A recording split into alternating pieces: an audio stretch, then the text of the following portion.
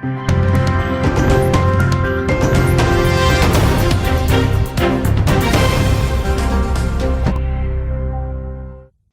सोनी की हत्याकांड का पुलिस ने किया पर्दाफाश। पत्नी की बेवफाई के चलते विनोद सोनी की हुई थी हत्या। विनोद सोनी हत्याकांड में जगन्नाथ प्रसाद, विमलेश राजन और पत्नी गुड़िया को पुलिस ने भेजा जेल। वाल्टरगंज थाना के अंतर्गत गणेशपुर के रहने वाले विनोद सोनी की लाश सरयू नदी में उतराती मिली थी। नदी में लाश की सूचना मिलने पर थाना छावनी ने लाश को कब्जे में लेकर कराया था पोस्टमार्टम।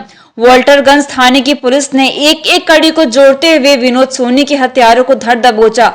जिस कार में विनोद सोनी को बैठाकर मोटरसाइकिल के क्लच वायर से गला दबाकर नदी में फेंक दिया गया था, वह स्विफ्ट डिजायर कार हुई बरामद। बस्ती एसपी आशीष श्रीवास्तव ने मामले का खुलासा करने के लिए पूरे पुलिस टीम को 25,000 रुपए इनाम देने की घोषणा की है। एडिशनल एसपी दीपेंद्र नाथ चौधरी ने प्रेस कॉन्फ्रेंस करते हुए किया खुलासा। बस्ती से मोहम्मद टीपू की रिपोर्ट।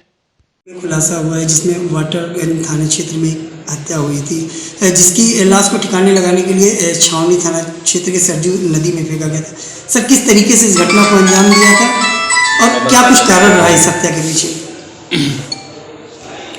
एक गणेशपुर चौकी क्षेत्र थाना वाल्टरगंज के रहने वाले विनोद सोनी, जो दिनांक 14/11 से अपने घर से कतिपय परिस्थितियों में लापता हो गए थे। अपने घर से ये अपने परिजनों से ये कह के गए थे कि मैं शहर जा रहा हूँ, कुछ सामान लेना है और मुझे जगन्नाथ से मिलना है। लेकिन जब शहर ये पहुँचे तो थोड़ी देर बाद इनका मोबाइल स्विच ऑफ हो गया और इनके परिजनों से इनका संपर्क टूट गया। उसके पश्चात इनके परिजन इनकी तलाश करते रहे। दिनांक 15/11 को इनके बेटे द्वारा एक गुमशुदगी थाना वाल्टरगंज में दर्ज कराई गई। इस संबंध में हमारी टीमें थानाध्यक्ष वाल्टरगंज के नेतृत्व में और सीओ सदर के नेतृत्व में और सर्विलांस सेल का भी उसमें सहयोग रहा। इस व्यक्ति की तलाश करते रहे।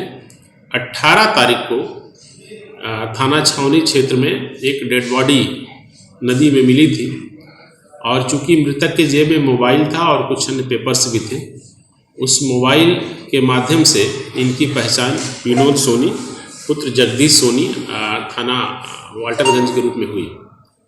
जब इसमें विवेचना प्रारंभ हुई तो इनके परिजनों से भी बात हुई और जो भी अन्य साक्ष्य संकलित किए गए, उससे यह तथ्य प्रकाश में आया कि मृतक विनोद सोनी की पत्नी के अवैध संबंध उसके बहनोई से थे।